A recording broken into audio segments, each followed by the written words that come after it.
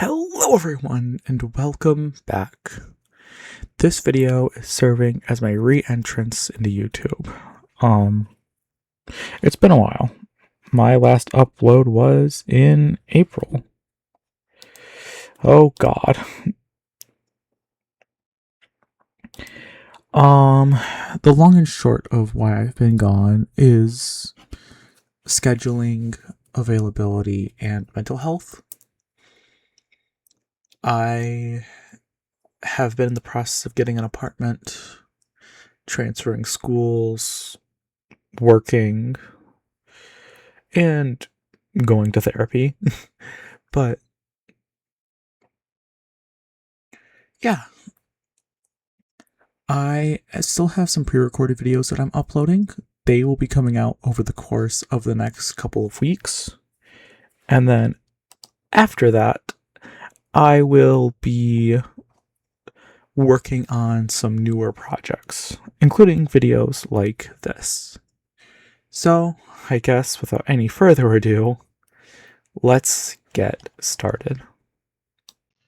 Before we begin, I should probably mention what counts and what doesn't. For a Pokemon to count towards this living dex, it must either have my trainer ID, the trainer ID of home, or the event trainer ID, assuming it's a valid event. So like the shiny Miraidon or Koraidon would still count, even though it's limited time. Pokemon Go shinies are a bit more complicated. I can only get them if it is from a specific event. So like community days or Go Fest, something along those lines. If it is not from those, then it does not count. Because Pokemon Go shinies are frankly too easy, and I say that after having played Legend ZA and Pokemon Scarlet and Violet. And now we have to ask ourselves, who was the first? My first ever shiny I hunted was a shiny Rowlet in Pokemon Ultra Sun and Ultra Moon. And I was hoping to finish the hunt, finish the challenge with another shiny Rowlet, but that's not possible thanks to Nintendo being, well, Nintendo. So I have a different one. I plan to get shiny Purugly, which was my first ever shiny in Pokemon Omega Ruby. But we have 1024 more shinies to get through. So why don't I show you a few of the ones I caught in the early days. So the first hunt I began with was the Kanto starters, because I figured there was no better place to begin. So I started off with Bulbasaur in Let's Go Pikachu, and that took me so long. I think it probably took me 10 hours in total to get the entire line. Not as bad as some other hunts, not as bad as some upcoming hunts either, but yeah, it's a lot. I hunted Charmander and Squirtle in Scarlet and Violet because I decided I didn't want to hate my life. But while I was in Let's Go Pikachu and Eevee, I found 2 Caterpie and a Weedle. And I'm like, you know what? Not gonna question it. Just gonna take it. Just gonna go with it. Now I don't have footage for these next few, but the shinies I found in, let's see, Ultra Sun, Ultra Moon, Omega Ruby, Alpha Sapphire, and to a lesser extent Heart Gold, Soul Silver. I don't plan on using Heart Gold, Soul Silver that much, just because I don't really want to. But I did use it for some, just for the excitement of a new hunt. But I don't have footage for Ultra Sun, Ultra Moon, or Omega Ruby Alpha Sapphire. But I did do some hunts in those games, and those were really fun. And I hope that maybe Pokemon if Pokemon Home doesn't end up fully cutting off all the previous generations, then I plan to do more of the 3DS hunts in the future. But I'm not really sure where I stand right now. I think I might want to go through and figure out the easiest 3DS hunts that are not easy in the Switch, because that might be a determining factor in the future. But there is some other games I played. With the end of Pokemon, there is a lot of controversy. I don't know what they have planned. And honestly, knowing Nintendo, I have zero confidence in their ability to do the right thing and keep this functionality alive for the fans who have actually stuck through it and wanted to do this. I have a few ideas. I think either a physical dongle that you plug into your Switch that you can put your 3DS games into, where you transfer all your Pokemon to your 3DS games using Poke Transfer.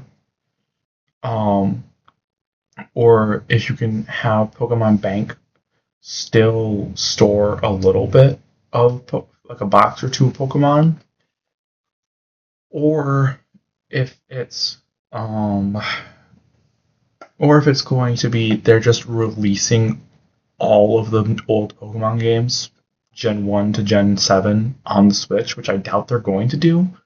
But if they do, I will probably buy them because I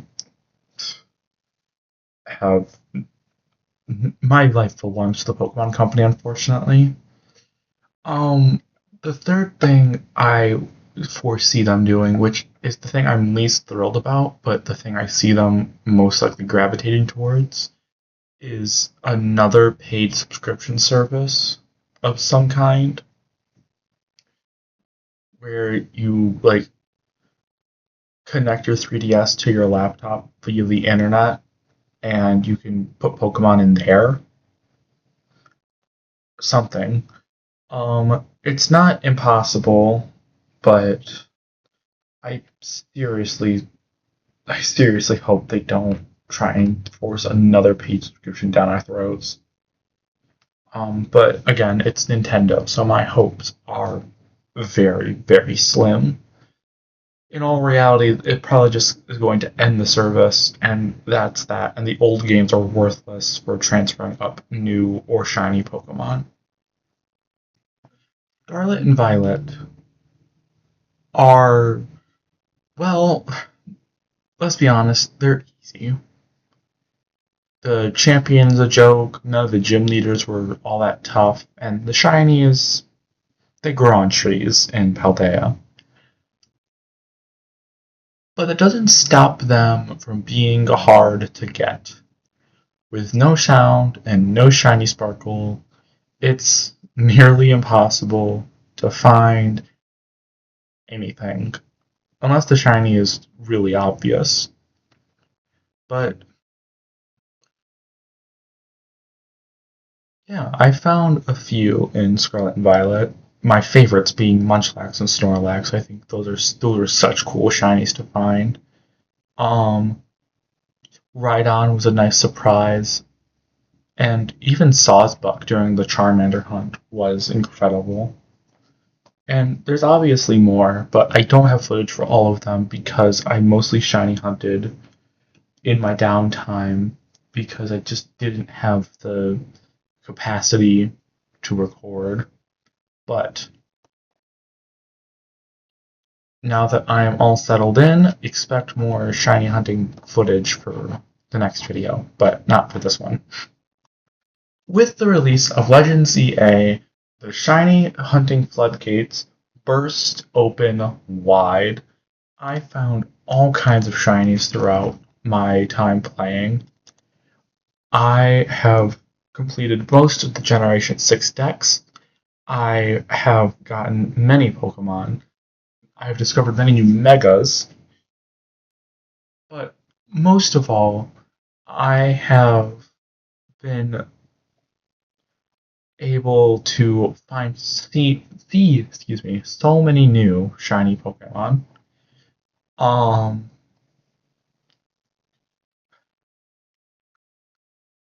but also with the release of Legend CA, we all have to ask ourselves, doesn't this seem a little too easy?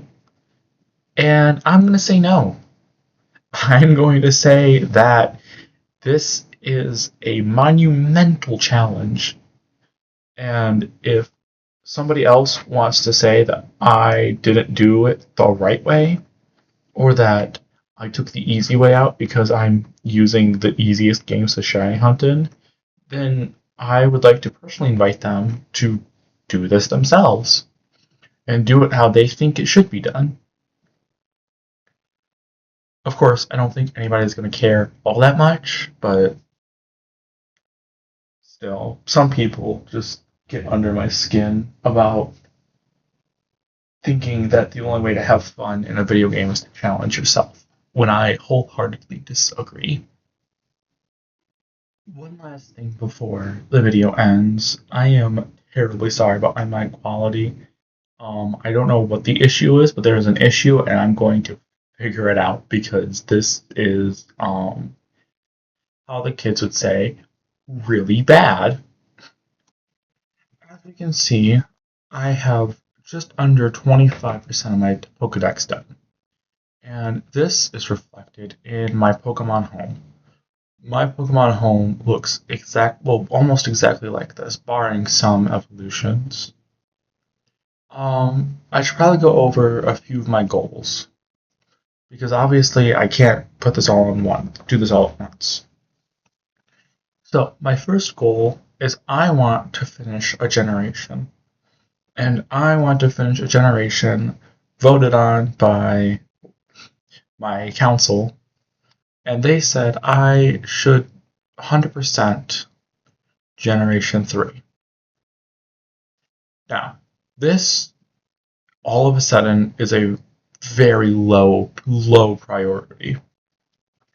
Um, Generation 3 was my topmost priority for a while, but once Pokemon announced they'd be closing Pokemon Bank, my priorities shifted. I now have new priorities in Mew, Celebi, Spinda, Jirachi, Darkrai, Shaman, Type Null, Silvally, Poipole, and Naganadel. I am playing through my third copy of Ultra Sun right now, and I am going to be triple hunting Type Null and Poipole at some point. I'm going to get an emulated copy of Platinum and get Darkrai and Shaman, similar to how I did Ho-Oh and Lugia. I plan on doing something similar with Mew and Celebi. And Spinda, I plan on hunting for an ORAS. Jirachi, I have no clue how I'm gonna hunt.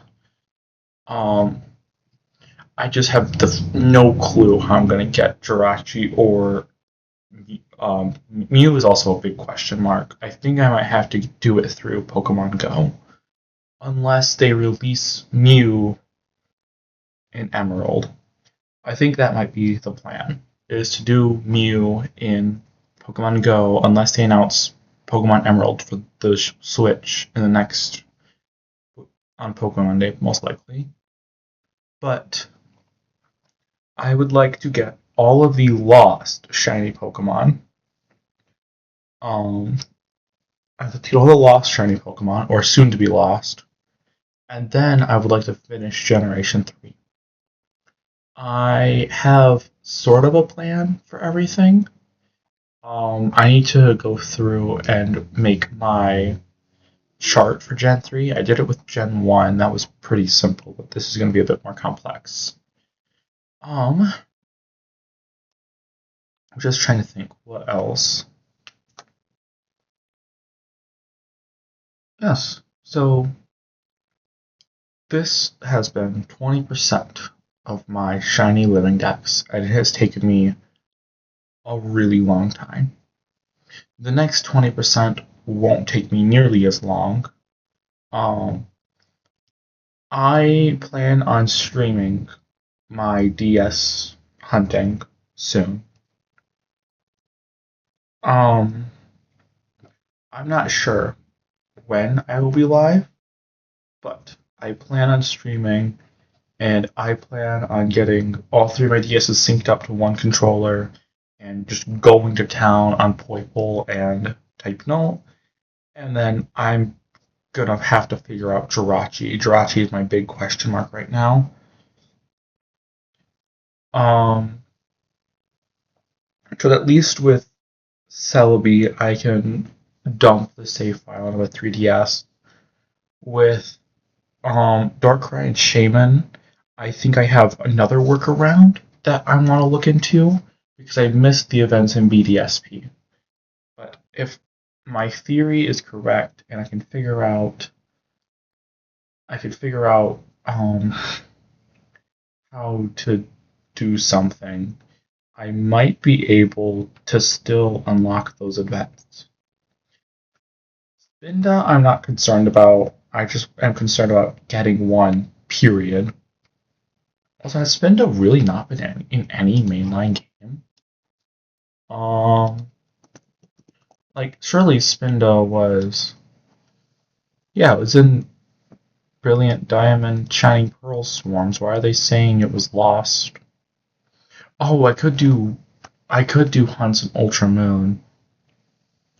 Can you not get Shiny Spinda BDSP?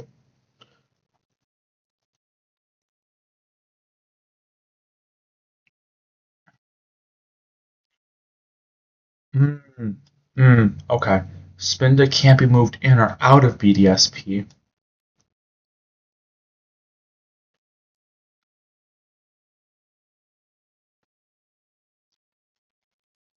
Okay, so that is good to know. So I'm glad I researched that because that didn't seem correct. But it's in 10 Carat Hill. I'm not super concerned about that. I can do that pretty easily. So yeah, Jirachi is the big question mark, and Mew is stressful, but besides from that, I have 6 months. I'm getting these hunts done because I'm not going to be caught with my pants down. So after a bit more research, I've determined there is two different ways I could go about getting shiny Jirachi. Um, I could either find a genuine bonus disc, buy a GameCube, connect my copy of Pokemon Sapphire that I just bought to it, and then do one of the most tedious shiny hunts in existence. Or I could spawn in the 2016 event that was released only in Japan and just say I pinky promise to do a different shiny hunt to do the shiny hunt if I get access to it in the future. Just so I don't screw myself. I think that is realistically my best bet. Because I don't know what else to do other than say I'll take care of it later. But later is I'm running out of later, and that is scaring me a little. In terms of being able to get this project done, not like actually spooky, but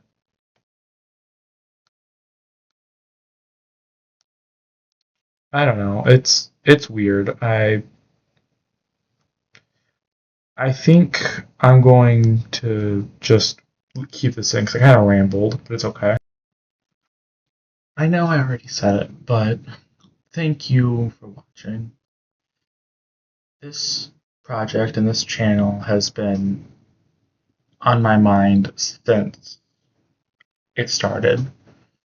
And I not being able to record, not being able to make videos or upload, or just not having the want to has been tiring.